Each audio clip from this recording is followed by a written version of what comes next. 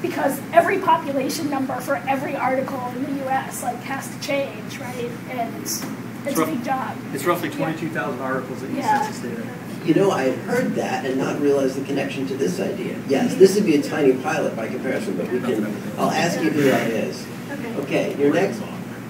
Am I right in thinking that Intellipedia is restricted to members of the intelligence community? Yes, sorry, and I should have said each of these has to be restricted to the internal workforce. They're corporate wikis. To have an open discussion requires that they are protected from the public, although you might have specialists logging in. Does that address So is that the plan for the statisticians site as well? Yes, internal work site. But it helps get across the borders between these agencies, but right, it isn't open to the public. Yes, sir? I guess I have sort of a corollary question to that, which is, you know, in Wikipedia there's a premium placed on secondary reliable sources. And one of the problems is that if you hypothetically had this updated info box that was, you know, not intermediated by an independent Wikipedia editor, doesn't that sort of raise sort of verifiability problems? Because I, as a third party, couldn't go in and double check to make sure that the latest data that was on the Virginia page, in your example, was in fact something that was well published, because it was essentially one data item that some bot extracted from some database that might not be fully intelligible to me as a third party individual. It could be there's more to discuss about that, but it remains editable by you or anyone. You could reference it to the data set. Like, presumably everything's online, accessible. All these data sets are available to the public online. Didn't you mention that it put a citation in automatically too? Yeah. It'd be good practice for us, right, to footnote an official web page that has a press release. But that's still a primary source, not a secondary source. It's the only source. It's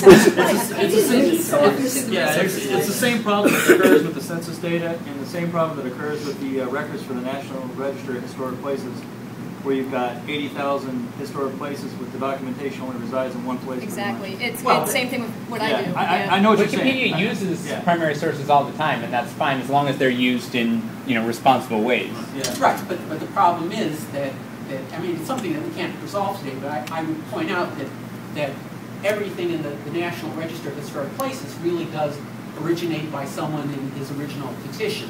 And similarly, the census data has extensive statutory protections to ensure that it is absolutely down the middle and completely verifiable, whereas those sort of protections don't necessarily envelop the Bureau of Labor Statistics or the FTC or whatever, which in some cases is actually, somewhat advocacy in some people's minds.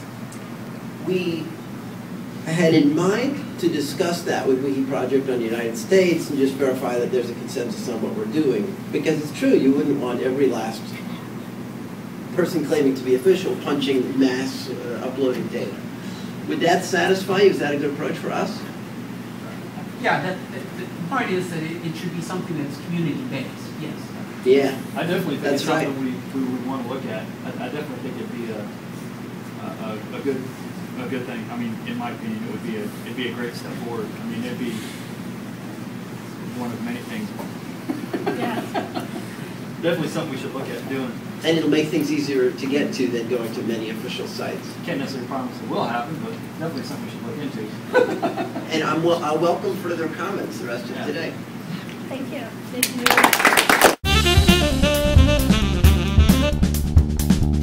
Wikipedia, as we heard earlier. I'm originally from Indianapolis. Just a little bit about me. I moved here to get my master's at George Washington University, and I've been doing Wikipedia since 2006. I am involved in a project called Wikipedia Public Art, and it's pretty self-explanatory. Our ultimate goal, when you get past all the fancy wording, is to basically list every single work of public art, which means something that's in the public sphere that you don't have to pay for to see, like across the street at the Sculpture Gallery Garden, outside here on the pediments that we see when we walk in the door here, to get all of that listed on Wikipedia. It's going to happen someday, and hopefully you people will help. So what is public art? It's very debatable. We try to be as inclusive as possible. I was talking about graffiti earlier. It's not my area of specialty, but it's tagged through our wiki project on talk pages. So feel free to work on that if you'd like, but I guarantee it'll be tagged as non-relevant at some point, non-notable. So what is public art? Just went over that. I had to write all this down, I'm sorry. So how did we form? Our pilot project started as Wikipedia Saves Public Art. A little arrogant, but we're artists, we're art people, what do you expect? It was actually a pilot project that was launched in fall 2009 at Indiana University-Purdue University in Indianapolis, which is where I have my undergrad. I have a museum studies minor, a Native American studies undergrad, bachelor, so it only became natural that somehow I get involved in the museum studies program with this. Myself, Richard McCoy, who is an objects conservator at the Indianapolis Museum of Art, Jennifer Keigo-McKaylee, who's now a professor at Alverno College in Milwaukee and a public art scholar, and another fellow master's student from IUPUI named Lori Bird Phillips. The four of us decided to get involved in this program by documenting public art at the IUPUI campus. IUPUI has a ton of public art, like many campuses do, and they hosted a class, a collections management class based around public art and documenting it and putting it on Wikipedia. Let me see here if I can show you. Our project started out somewhere. I'm not very well prepared for this. I am so sorry. So, okay, so here's the basics of where it came from. So a bunch of these students, we suckered them forced them due to their class assignment to become Wikipedians. And they all made these articles down here, which pretty much sums up every single work of public art on campus. And we made a stub, and they did all the little research and blah, blah, blah, blah, blah, and here we have it.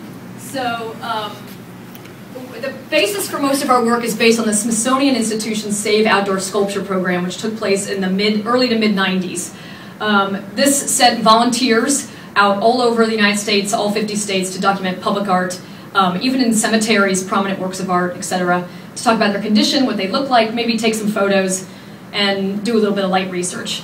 All of this information is free on the Sirius database, which is the Smithsonian's online database. So this was very successful. It got a lot of local recognition. It started to get, the press started to see it. We've gotten some geeky, educational people have been paying attention, and we decided to expand it. So the four of us decided to dedicate ourselves to documenting all the public art in Indianapolis, Indiana. And we've done it. They don't all have Wikipedia pages, but because, like many of you, I dedicate a large amount of my time to Wikipedia, I have created a list of every single work of public art in Indianapolis, which will take, of course, probably a half hour alone.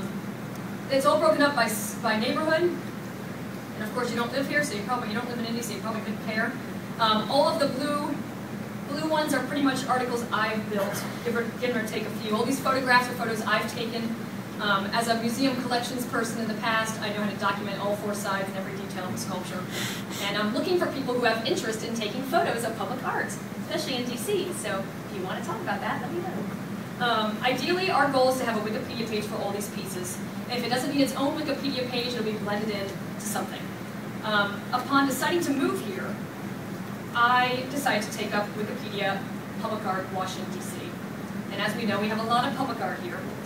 And before I moved, I actually created a list and did geolocating using Google Maps, sources, and people like yourselves who have seen these pieces, photographed them and put them on Flickr, and given me geolocations for them to create an entire list of all known public arts in Washington, D.C. And I broke it up by ward. I did all of this. It was up for deletion one time, but it was a snowball, and they're like, are you kidding us? That's stupid, jerks. Don't mess with me, because I'll get Liam White from Glam on you. That's my boy. So for example, well, actually, they're very big, some of these. Ward 1 has like 5 pieces. Ward 6 and Ward 2, as you can imagine, are the biggest. This is Wikipedia, the list for Ward 6. This includes the pieces of the National Archives. Oops, I can spell. And I'll get to the point of all this in a minute. Just bear with me. I like to talk, if you can tell. So here's a few pieces that have